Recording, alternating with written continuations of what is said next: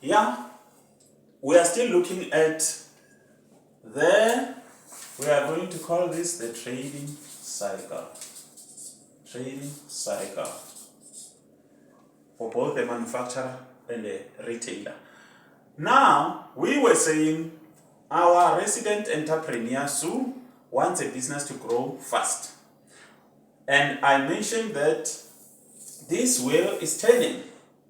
And for it to keep turning, remember the money flow, there must be a healthy flow of money in the business. It's like with your body. Look at your body.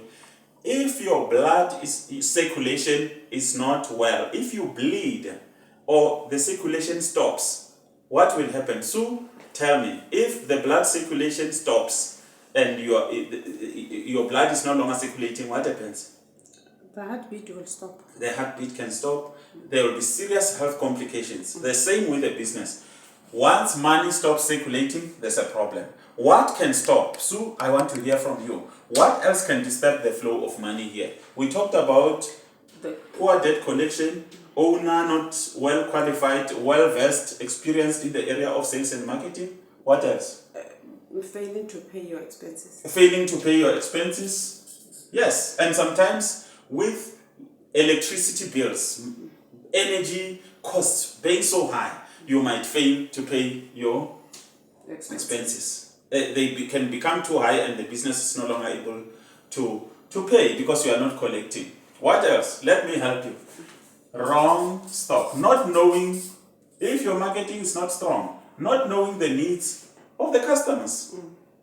You are buying wrong or you are making wrong. You are making dumplings and customers don't want dumplings maybe in that market. You are making fat cakes and your market is health conscious. They don't want to eat fat cakes, magwinya. So those are the kind of things, if you don't know the needs of the customers. The other thing is the lifestyle of the owner of the business. If you have got the wrong lifestyle, your business is not going to make it. If you are taking money from the business and you spend it on yourself, it's going to cause problems. So be very careful. The lifestyle of the owner can affect the flow of the business.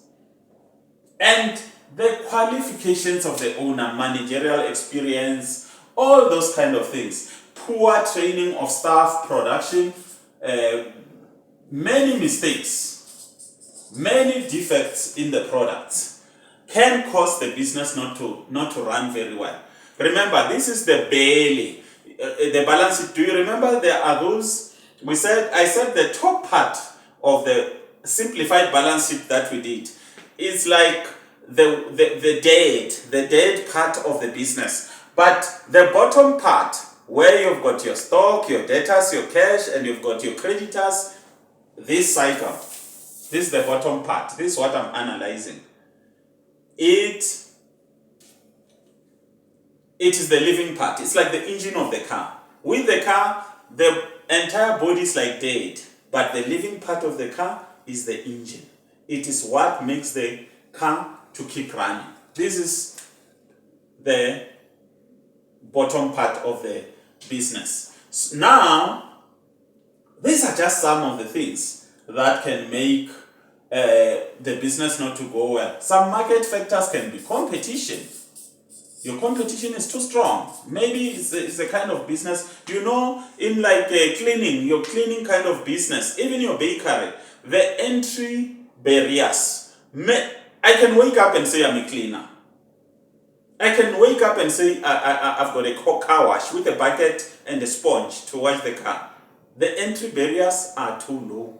People can come into the industry easily and there is too much rivalry. The intensity of the competition is too much. That is what can affect the flow. Because for the money to keep flowing, money must come in and go out. And ideally, the money that is coming in must be more than the money that is going out. Sometimes, especially Sue told us that poor debt collection can be a problem when you are doing, like in South Africa, government tenders. Oh no, you may not live to collect the money when you are doing businesses with the government. Because what do I mean that you may not be there to collect the money? It might take too long such that your business will not be there to receive the payment if it ever happens. That is the problem there. So I'm going to take our our balance sheet and bring it back, or if you do you want to focus it there, the photographer, or must I bring it here? I think we should bring it. Let me bring it here so that I show something before, and don't misinterpret me, please. This is like your statement of assets and liabilities, a simplified balance sheet, because we value the process. We value the process, not the format, not the standards necessarily, because this training intervention is to assist the entrepreneur to understand, to have a good understanding of, for example, even financial statements. The balance sheet dialogues will help you because it goes far deeper into like your income, profit and loss. It gives you an overview how the balance sheet relates with other financial statements. So this is just a teaser. It's just, and it is also where we're shooting a video podcast of this balance sheet dialogues to help with the methodology. If you are an educator, so that you understand how you can use the methodology to promote the learning and teaching of the balance sheet.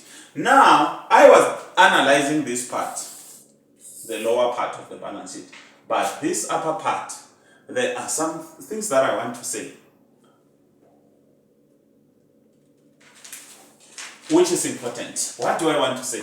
I wanted to say, ideally, actually, the financing of the business, because we are talking about sources and uses of money, liabilities and assets. Yes, so this is already advanced.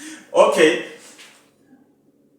so it's already advanced. It's calling it assets, which is wonderful.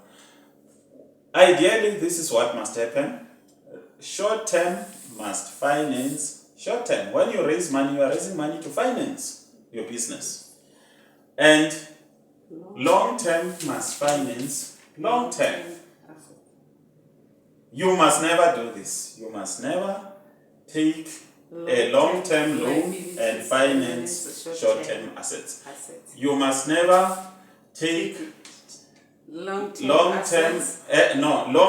short-term liabilities and finance long-term assets. If I can just explain why is it wrong. If you take, for example, your overdraft and buy a building, land and building. Maybe you've got a healthy overdraft of 200,000. You buy a building. With this one overdraft, the bank can call on the overdraft anytime. They can say, come and pay now within 30 days. And how long is it going to take you to sell the building if you have to? It's going to take long. You must never do that because it will take long. And then some people will take a long-term liability and finance a short-term loan. A short-term, taking a long-term liability and finance a short-term asset. You don't. It's not necessary. Short-term must finance short-term. And long-term must finance long-term. For example, if you take an overdraft and finance a land and building, the problem is that the interest rate here, because it's a short-term loan, it's usually higher. Why don't you take a long-term loan bond whose repayment is long-term and the interest rate is shorter? It makes a lot of sense. And if you take a short-term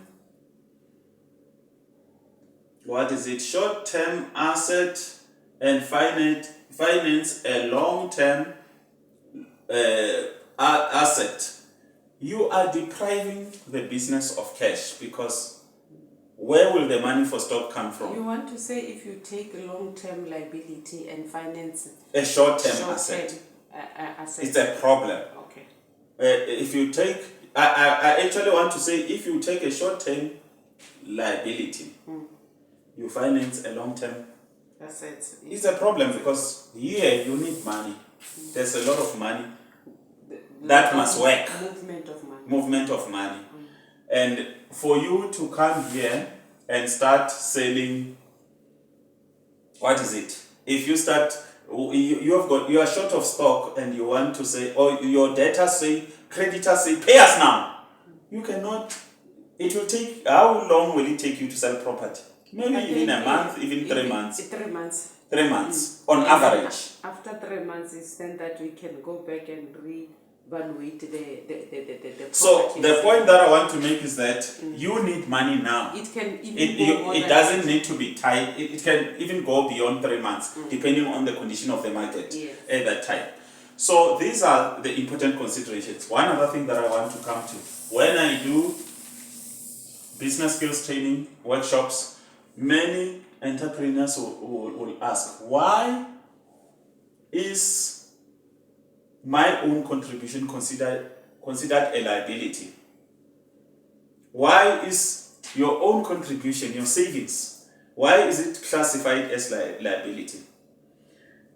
This is none other than the fact that in business, we normally recommend that you must separate your personal affairs from business affairs.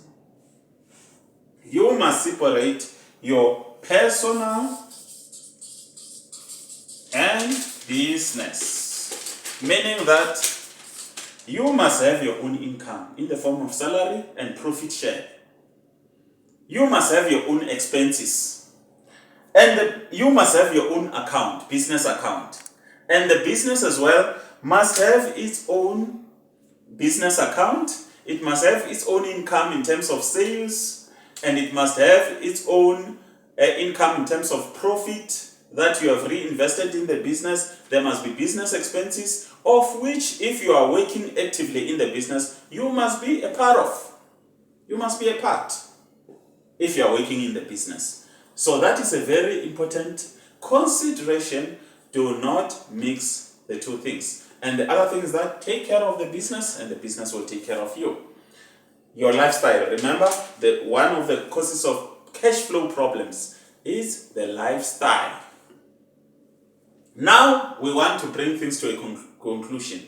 Remember, so far this is a simplified balance sheet that I've presented. Now, let's get sophisticated. A bit of sophistication.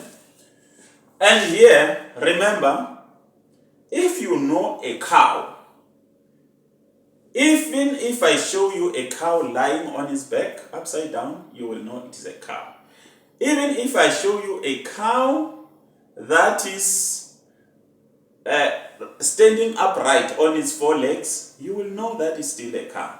So by that, I mean to say, the balance sheet, which in the sophisticated language, the professional association revise the name time and again, they will call this a statement of financial position. The most recent is the statement of financial position, but it is popularly known to us as the balance sheet. Now let me show you something. I'm going to rewrite this now in the format that you are likely to find in your textbooks. Your learners and educators will understand me here.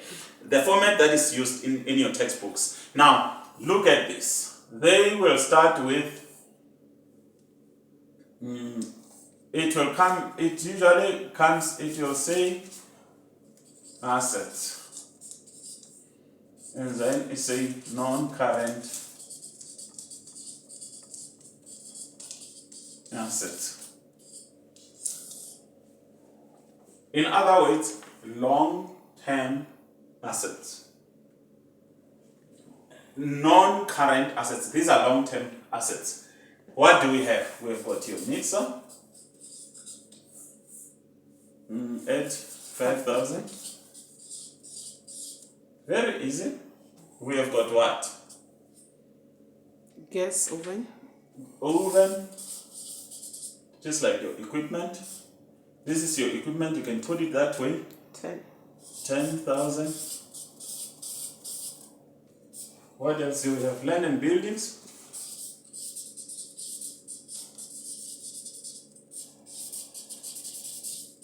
$800,000. We have got your van, which will usually appear as vehicle. Van or vehicle, 85. as long as we know what we're talking about. And then we will have your total here. How much did it give us? 15 plus this 200,000. We've already done this. And then we have got your current assets, nah? Current assets. Stock. 10,000. And then we've got your debtors. These are people to whom we sold our product on credit and they are yet to pay us 5,000. What else?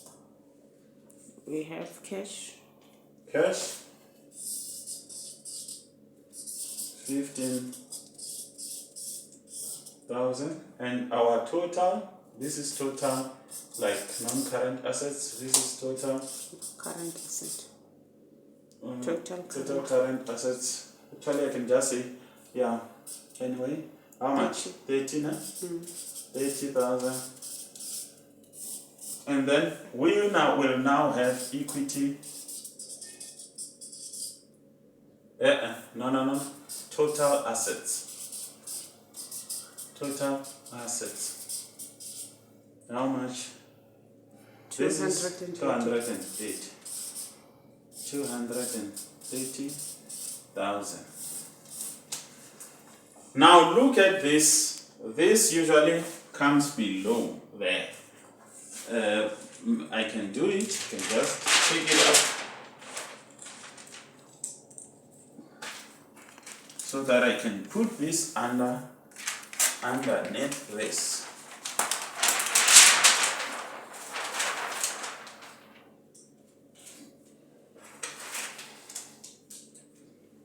Easy on there. Now we've got equity and liabilities. Equity, we mean that which belongs to the owner, the owner's contribution. We'll say, how much? So, how much did we say you contributed into this business? 50,000. 50,000 contribution.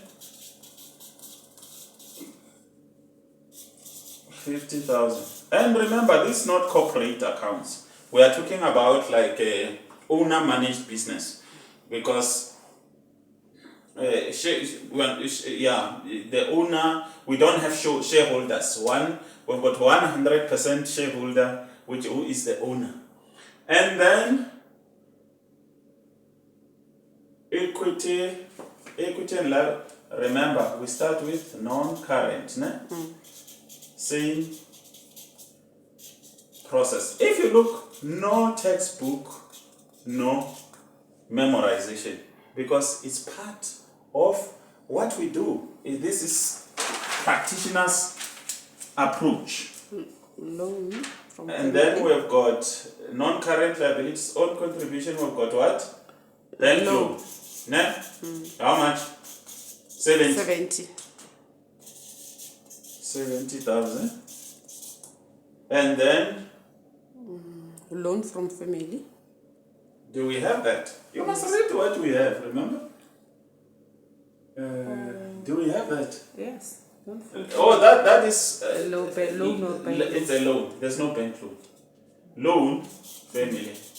We don't, in this case, we don't have family. And remember, one time when we were training business management students to master the balance sheet,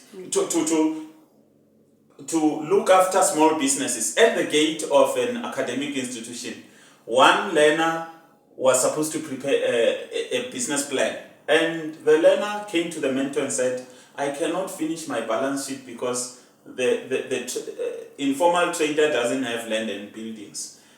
And I'm highlighting that part because you don't have to have a bank loan. If you don't have a bank loan, it's fine. Is there any other type of loan that you have? Source. Remember, a source of money can be anything. It can be family, it can be a bank. If there isn't a bank loan, it's fine. Sorry, let me ask something. That 70,000 was not coming from the mortgage. Let me see. A mortgage. It was coming from the mortgage. Family, how much did they give was us? 50,000 from Thank family. you. Sue, thank you for your alertness. I'm happy that we have got our small business, our resident entrepreneur is very engaged. And we've got the mortgage. Thank you. That shows me that we're moving together. I'm so impressed. The mortgage loan is 70,000. And then how much does this give us? Total non-current assets it gives us. I hope everything that is going to do. It gives us 170. It gives us 170,000. And then total liabilities. No. That is the total. Now we come to what? Non-current, current liabilities. Are you still with me, Sue? Yes. Yeah. No, we've got long-term liabilities and short-term liabilities. What are those? We have got our cash and bank. I think your cookie doesn't show any. Yeah. Cash and bank. It's not going to, this cookie pen is not going to sabotage us just like that when we're about to get there. Okay. Cash and bank. How much? How much is remaining in the business? Cash and bank. No, what? 15,000. 15,000. And debtors. 5,000. And then what? Stock. How much? 10,000. 10,000. Yes. Now total equity and liabilities. It's how much? 30,000.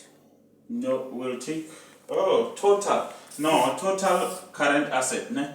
30,000. So is very much awake. I'm happy with it. So here, this is where we'll say total Equity liabilities. equity Liabilities. and liabilities. How much? 230,000. If you check, just as we did, it must balance because you cannot spend more than you have. Yes. This is like your more conventional, your more contemporary format of the balance sheet. Now, in conclusion, to bring everything together, after this wonderful work that we have done, I want to maybe let me bring back the board just to make final remarks, not more than 5 minutes. Bear with me.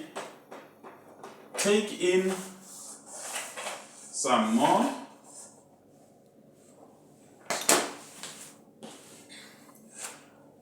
In a business, if you look at your business, the money flow, the movement of money happens due to the following. And I'm coming up with this discussion because of my experience with facilitating financial management workshops.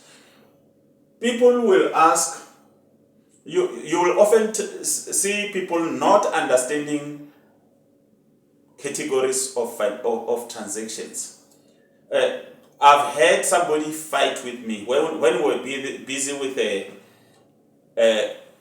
profit and loss statement, and they were fighting me because they wanted us, they were saying, why mustn't we include the vehicle in the profit and loss statement? So financial management and accounting, it's a logical approach. There's a systemic approach to management of finances. So here we are. Money flow in a business happen because of there are transactions. Let me say business transactions. That money flow, they happen, we can call them transactions. That money flow happens because of certain transactions that are happening in a business. You get money flow due to money flow, category of money flow, transactions that result in the flow of money because of investment activities. Investment activities. Investment, what does it mean? It means that when you are buying a vehicle for your business, when you are buying machinery and equipment for your business, it is not like buying data. It's an investment. So people don't understand that. It's a different kind of flow of money. Because look, money goes out, but in the place of that money comes a vehicle. 85,000 went out of the business, but the vehicle is there for us to use for the 4 months. So this kind of expense, let's say 4 years, academically speaking. So this kind of expenditure, it's not like you're buying data or paying for water and electricity. With water and electricity, you pay money, it's gone. For you to get another water and electricity, you must spend. If you pay your administrator a salary, that money is gone. For the administrator to continue to work, you must continue to commit to pay them a salary on a monthly basis. So this is one part of transactions. Note it, very important, because some people might be saying, what happens to expenses? Where did you put expenses? I'm not focusing on expenses. I'm focusing, this is one category of transactions that we consider when we're dealing with the balance sheet. Now, category 2, money flows in the business due to financing activities. It's another category of money flow. Financing refers to raising of money. The ones that side that we refer to as liabilities. Here you can as well think about the uses of money. Well, to buy things to keep, not the other things like your expenses. Where does your expenses come? And then there is money flow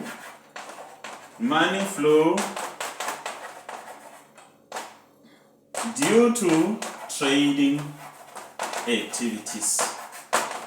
Now picture that cycle that I show you, the buying and selling, that cycle that goes around. That is where we pay for the expenses as well. That is where even the payment of the expenses will come up. So money flow. This is where we generate money, sales. This is where we buy our stock. This is where we pay for expenses. And there's a separate statement to account for this. It is called the profit and loss statement. The objective of that statement is to determine whether we're working at a profit or loss. Now, there's a lot to talk about. This is just a teaser. The book, the Balance Sheet Dialogues, goes into more details. It shows also the relationship between the balance sheet and other financial statements like your cash flow statement as well as your profit and loss statement. And these are the Balance Sheet Dialogues. Thank you for watching this video podcast. I am definitely sure that if you follow it, if you consider it, it can contribute significantly to your financial fluency. Why? as the owner manager, as an entrepreneur, you need to know what is happening with your bookkeeper, what is happening with your auditors. You need to understand all this. What is it? What do they call them? The key performance areas of the business. You need to understand the financial part. You may not be doing that, but how are you going to supervise that person?